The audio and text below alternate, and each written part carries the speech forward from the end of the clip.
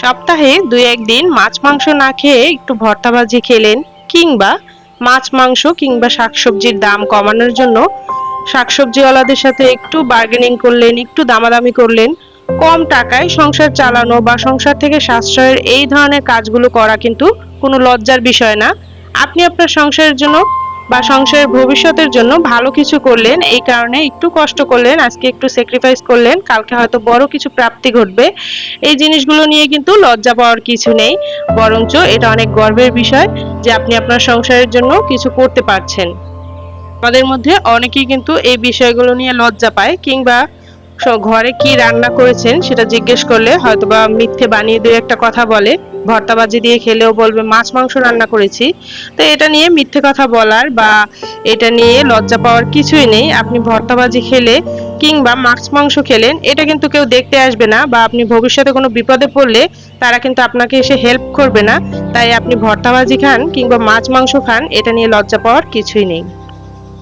যাই হোক, আজকে কিন্তু আপনাদের সাথে শেয়ার করতে চলেছি কিভাবে ১৬০০ টাকায় সারা মাসে মাছ মাংসের বাজার করলাম। সেই সাথে শেয়ার করলাম যে আমি কিভাবে মাছের বাজার বা মাংসের বাজার ব্যালেন্স করি এবং সারা মাস এমনভাবে বাজার করি যাতে কোনো অভাব আসে না, যাতে করে আপনারাও কিন্তু এই অভিজ্ঞতাগুলোকে কাজে লাগিয়ে আপনাদের জীবনেও ভালো কোনো কিছু করতে পারেন, বা সাংসারিক খরচ থেকে সাশ্রয় করে কিছু টাকা সংসার থেকে জমাতে পারেন, যাতে করে ভবিষ্যতে আপনার সংসারের জন্য ভালো কিছু কিনলেন বা ভবিষ্যতে সংসারের জন্য ভালো কিছু করলেন।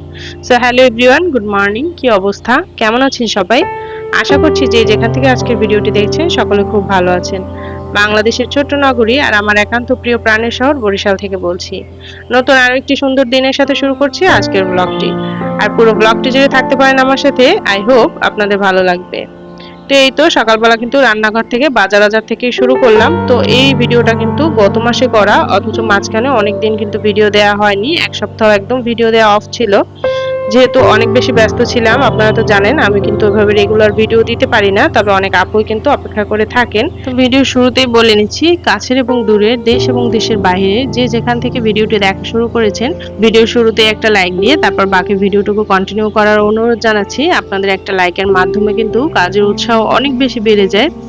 তাছাড়াও আপনারা কেন যেন না বললে লাইক দিতেই চান না, এই কারণে কিন্তু বেশিরভাগ ক্ষেত্রেই চেষ্টা করি ভিডিওর শুরুতেই লাইকের কথাটা আপনাদের মনে করিয়ে দিতে। এছাড়াও যদি আমার চ্যানেলে কেউ নতুন হয়ে থাকেন তাহলে কিন্তু চ্যানেলটি সাবস্ক্রাইব করে আমার ছোট্ট চ্যানেলটি পাশে থেকে যেতে পারেন।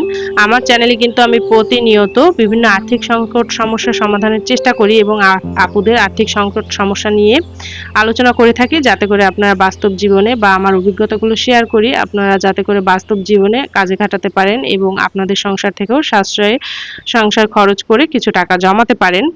তো আপনারা কিন্তু এই ধরনের ভিডিও দেখতে যারা পছন্দ করেন তারা কিন্তু চ্যানেলটি সাবস্ক্রাইব করে রাখবেন, না হলে কিন্তু চ্যানেল হারিয়ে যায়, এবং সেই সাথে বেল আইকন প্রেস করে রাখবেন অবশ্যই, তাতে করে কিন্তু ভিডিও দিলে নোটিফিকেশন পৌঁছে যাবে। আর চ্যানেল খুঁজে খুঁজে কিন্তু ভিডিও দেখা লাগবে না। অনেক আপুরাই কিন্তু বলেন যে আপু চ্যানেল খুঁজে পাই না। তো সকালবেলা এই যে মাংসের বাজার করেছি, তো ওইখানে খাসির মাংসটা কিন্তু আপনাদের ভাইয়ার বাজেটে থাকে, ওটা আমার বাজেটে থাকে না। তো ওটার কথা বাদ দিলে আর যে ব্রয়লার মুরগি ছিল একটা ৩০০ টাকার কিনেছি। আর তাছাড়া হচ্ছে এখানে মাছের বাজারটা করেছি। তো এখানে হচ্ছে গুঁড়ো চিংড়ি মাছ যেটা, আর একটা কাতল মাছ। গুঁড়ো চিংড়ি মাছ কিনেছি 1/2 কেজি, কাতল মাছ কিনেছি একটা বড় সাইজের 2 কেজি প্লাস। আর হচ্ছে এখানে একটা 1 কেজি চিংড়ি মাছ কিনেছি। তো চিংড়ি মাছ কিনলে দেখা যায় সেই চিংড়ি মাছটা কিন্তু অনেক দিন যায়। তো এই যে এখানে 1 কেজি চিংড়ি মাছ 700 টাকা নিয়েছে, আর এই যে গুঁড়ো চিংড়ি মাছ মানে তরকারির যে চিংড়ি মাছটা, ওটা কিন্তু 350 টাকা নিয়েছে আর কি। তো আর কাতল মাছটা নিয়েছে 600 টাকা। তো সব মিলে হয়তো 1650 টাকা কি 1600 টাকা অ্যারাউন্ড এমন হয়েছে। তো এই মাছ দিয়ে কিন্তু দেখা যায় মাসের অনেকগুলো দিন, প্রায় পুরো মাসটা চলে যাবে, হয়তো বা শেষ সপ্তাহে কিছু লাগতে পারে। আর মাংস তো এখানে 300 টাকার কিনলাম একটা ব্রয়লার মুরগি। তো এখানে কিন্তু এই যে চিংড়ি মাছ এটা দিয়ে কিন্তু দেখা যায় ৩-৪ দিন হয়ে যাবে। দেখা যায় ছোট একটা ফ্যামিলিতে চিংড়ি মাছ 1 কেজি নিলে কিন্তু ৩-৪ দিন হয়ে যায়। আবার আমি কিন্তু মাঝে মাঝে অন্যভাবেও মানে মাছের বাজারটা করি। আপনারা যারা আমার রেগুলার ভিডিও দেখেন তারা কিন্তু হয়তোবা জানেন যে দেখা যায় কি আমি কিন্তু কোনো মাসে আবার শিং মাছ, কই মাছ যেগুলোর দাম একটু কম থাকে ওগুলো কিনি, এবং সেই সাথে রুই কাতল বড় সাইজের একটা মাছ নেই, যাতে করে ব্যালেন্স হয়ে যায়। তো আমি কিন্তু এভাবেই মাছ মাংস কিনে পুরো মাসটা ব্যালেন্স করি, যাতে করে কোনো সমস্যা না হয় এবং কোনো অভাবও না থাকে সংসারে। আবার কিন্তু মাছটাও সুন্দরভাবে চলে যায়। দেখা যায় চিংড়ি মাছটা আনলে বাচ্চারা কিন্তু রান্না করলে আর কি খুব সুন্দরভাবে খেয়ে নেয় মজা করে। এছাড়া কাতল মাছটাও দেখা যায় কিন্তু ৩-৪ দিন হয়ে যাবে। তো এতে দেখা গেল এই চিংড়ি মাছ আর কাতল মাছই কিন্তু ৮-১০ দিন হয়ে যায়। তারপর গুঁড়ো চিংড়ি মাছটা মাঝে, মাঝে সবজি দিয়ে কিন্তু রান্না করা যায়। তো এভাবে করে কিন্তু সংসার চালালে আপনাদের দেখা যায় পুরো মাসটা কিন্তু হয়ে যাবে। দেখা যায় তারপর যে ব্রয়লার মুরগিটা আছে ওটা দিয়েও কিন্তু ৩ দিনে হয়তো হয়ে যাবে। তো এভাবে করে আর কি ব্যালেন্স ব্যালেন্স করে আপনি আপনার সংসারের বাজেটগুলো করবেন এবং মাছ মাংসের বাজারের উপর দেখা যায় সংসারে কিন্তু অনেক কিছু নির্ভর করে। দেখা যায় মাছ মাংসের বাজারটা সুন্দরভাবে পরিকল্পনা করে করলে তখন কিন্তু মানে সংসার থেকে অনেক টাকা সেভ করা যায়। যেহেতু আপনার যদি রান্না করার কি লাগবে এইটার টেনশনে কিন্তু আমরা বেশি থাকি। তো রান্না করার জিনিস যদি থাকে তাহলে কিন্তু অল্পের মধ্যে রান্না করে সুন্দরভাবে সংসারটা চালানো যায় এবং মাসের শুরুতেই চেষ্টা করবেন অন্ততপক্ষে ১৫ দিনের বাজার করে রাখার। তাতে করে কিন্তু একটা সুন্দরভাবে হিসেব রাখা যায়। আর যদি প্রতিদিনের বাজার বা সাপ্তাহিক বাজার করা হয় তাহলে কিন্তু হিসাবটা সুন্দরভাবে করা যায় না। তো এখানে কয়েকটা চিংড়ি মাছ আবার রেখে দিলাম আর এখানে দেখেন ৪ দিনের মতো হয়ে গিয়েছে আর চিংড়ি মাছ কয়েকটা তারপরও রেখে দিলাম এখন ভাজার জন্য আর সেই সাথে কাতল মাছটাও কুটে নেব। তো এভাবে কিন্তু ব্যালেন্স করে বাজার করলে সুন্দরভাবে সারা মাসটা চালানো যায় এবং অনেকেই আমরা কিন্তু শাকসবজি বা মাছ মাংসের বাজার করার সময় দামাদামি করি না, দামাদামি করতে লজ্জা বোধ করি বা কি রান্না করেছেন সেটা যদি কেউ জিজ্ঞেস করে দেখা যায় ঘরে ভর্তাবাজি খেলেও বলে যে মাংস রান্না করেছি বা মাছ রান্না করেছি। আচ্ছা আপনি মাংস রান্না করেন বা মাছ রান্না করেন কিংবা ভর্তাবাজি রান্না করেন আর একজন কি আপনাকে এসে দিয়ে যাবে? তো এতে লজ্জা পাওয়ার কি আছে আমি বুঝি না। তো আমার সংসারে আমি যেভাবে বাজার করি, যেভাবে রান্না করি সবকিছুই কিন্তু আপনাদের সাথে শেয়ার করি। আমি কিন্তু এটা নিয়ে আসলে কখনোই লজ্জা বোধ করি না। আমার সংসারে আমি যদি অল্প খেয়ে কিছু টাকা জমাতে পারি সেটা আমারই লাভ। আবার বেশি খেয়ে টাকা উড়ালে সেটা কিন্তু আমারই লস। তো যাই হোক তো এইখানে কিন্তু এই যে একটা জগ আর একটা তেলের পট কিনেছি। তো জগটা কিন্তু আসলে কাচের জগ অনেকগুলোই কেনা হয়েছে কিন্তু ভেঙে যায়।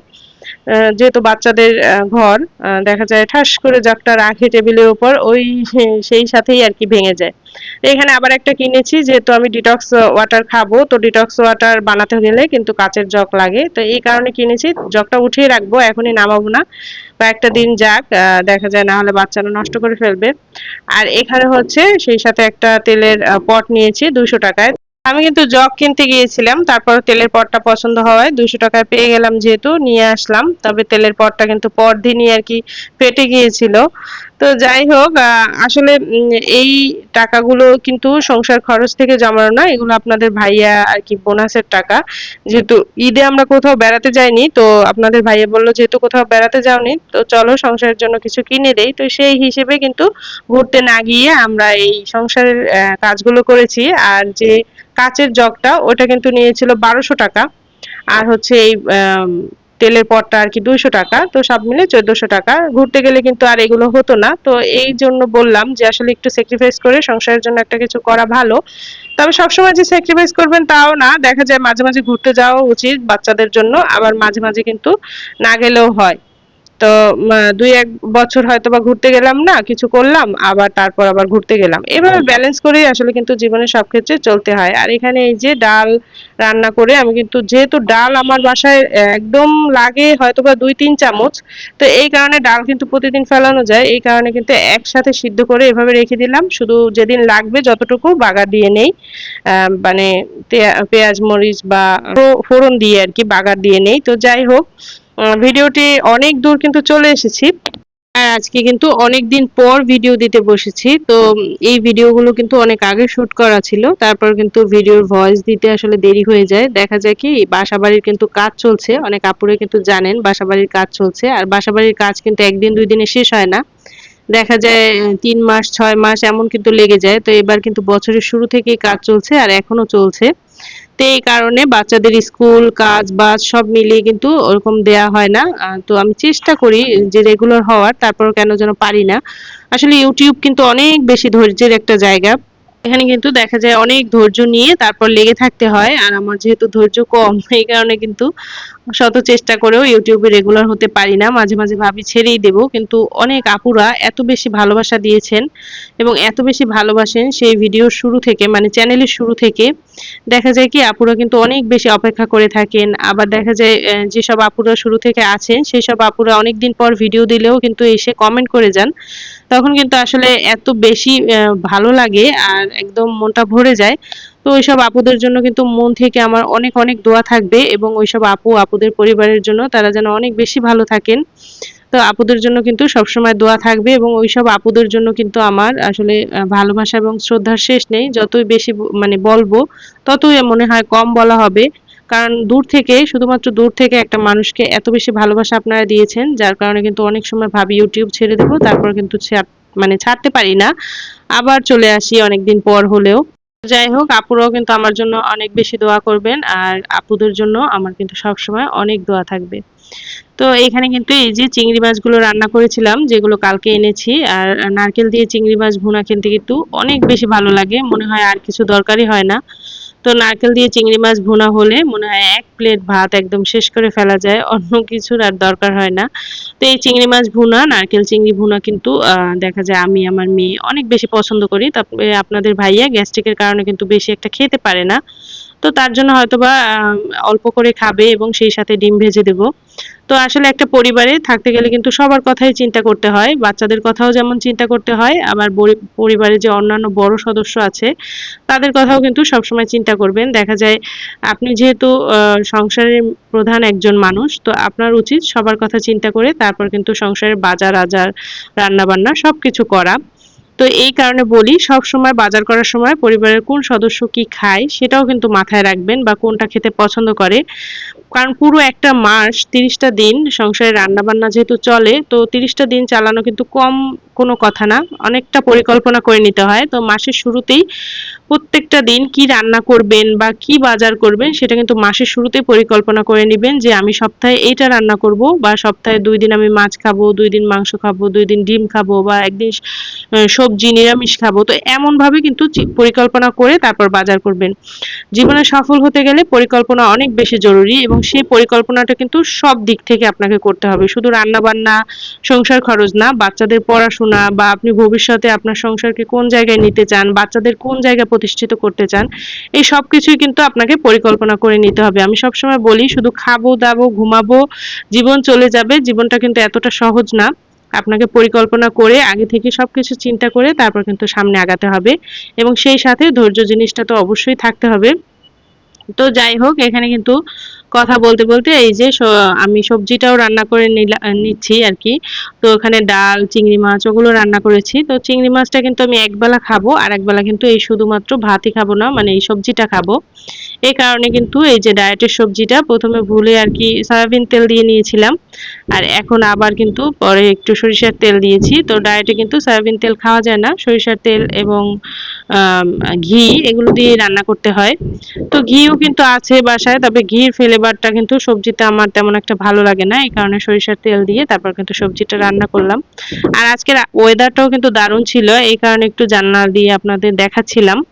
তো যাই হোক, কথা বলতে বলতে কিন্তু ভিডিওর একদম শেষ প্রান্তে চলে এসেছি। আর আপনারা কিন্তু ছোট একটা পরিবারে সবসময় দেখা যায় ২,০০০ টাকা বাজেট রাখবেন মাছ, মাংস, ডিম কেনার জন্য, তাতে করেই কিন্তু হয়ে যায়। এবং পরিবারের যদি সদস্য বেশি থাকে তখন কিন্তু আর একটু বেশি বাজেট রাখবেন। এছাড়াও যেসব আপুরা বাজেট চান তারা কিন্তু আমাকে কমেন্ট সেকশনে আপনাদের বাসা ভাড়া, তারপর আপনাদের বাজেট কত, কতজন মেম্বার, বাচ্চাদের পড়াশোনা সবকিছু জানিয়ে কমেন্ট করতে পারেন। আমি কিন্তু আপনাদের জন্য বাজেট তৈরি করে দেব। আর অনেক আপুরা কিন্তু আগের ভিডিওতে কমেন্ট করেছিলেন বাজেটের জন্য, তবে আপনারা কিন্তু পুরোপুরি কমেন্ট করেন না, অর্ধেক কমেন্ট করেন। সব ইনফরমেশন সঠিকভাবে না জানালে কিন্তু দেখা যায় বাজেট করা যায় না। তো আজকের ভিডিওটা এখান থেকে শেষ করছি, দেখা হচ্ছে নেক্সট কোনো ব্লগে। সে পর্যন্ত সবাই ভালো থাকুন, সুস্থ